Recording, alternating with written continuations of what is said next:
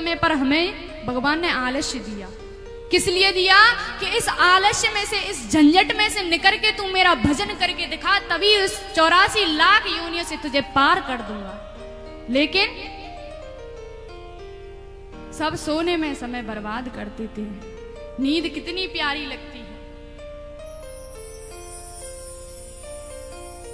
नींद कितनी प्यारी लगती है। बुढ़ापे में भी नींद नहीं आती है, जितना सबको पता है इतनी बुढ़ापे में नींद नहीं आती है, ना बचपन में आती है।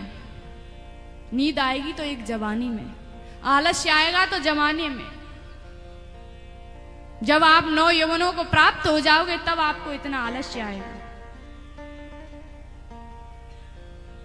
क्योंकि जवानी में तुम भजन करने लायक हो, अपना कर्म करने लायक हो, उस समय पे ये सब चीजें मिलती हैं। और बुढ़ापे में आपको नींद, आलस्य ये नहीं मिलेगा, क्योंकि आपके हाथ पैर ही काम नहीं करेंगे।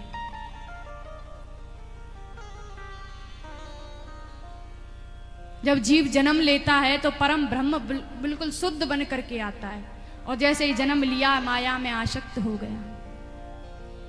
जीव जन्म लेता है, कोई जानता नहीं कौन अपना है, कौन पराया है, कौन मित्र है, कौन शत्रु है। जैसे जैसे बड़ा हुआ माँ ने सब रिश्ते बताए, ये हमारे काका जी हैं, ये हमारे पापा जी हैं, ये फूफा जी हैं, ये मामा जी हैं, सारे रिश्ते बना दिए। जैसे जैसे जीव बड़ा हुआ उसी प्रकार से सबको जानने लगा, ये अपने हैं, ये पराये हैं, ये मित्र हैं, ये शत्रु हैं। ब्रह्म बन करके और जैसे ही सबको जाना माया में लिप्त हो गया।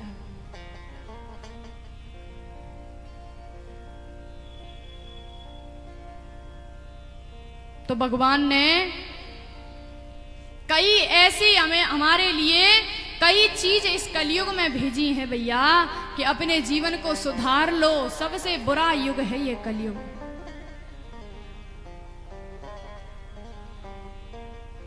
भागवत बनाई प्रभु ने, क्योंकि किसी का भी मन शांत नहीं होता कहीं जाकर के भी। अभी यहां चल रही होती तो कितना हल्ला होता, और भागवत में देखो सारे के सारे मौन धारण करके बैठे हो, कोई कुछ बोल नहीं रहा है। सारे के सारे मौन धारण करके बैठे हैं, कोई कुछ बोलने वाला नहीं है। और घर में देखो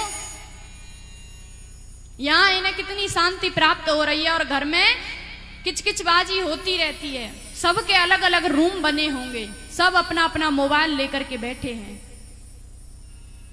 और यहां पे देखो कैसे आराम से बैठे हुए हैं, किसी को मोबाइल की भी आवश्यकता नहीं। भगवान की उन लीलाओं में कितना माधुर्य है, कितना प्रेम है उन ठाकुर जी की लीलाओं में, उनकी कथा में, कि आप लोगों को क्या शांति प्राप्त हो रही है यहां बैठ के, क्या शांति प्राप्त हो रही है।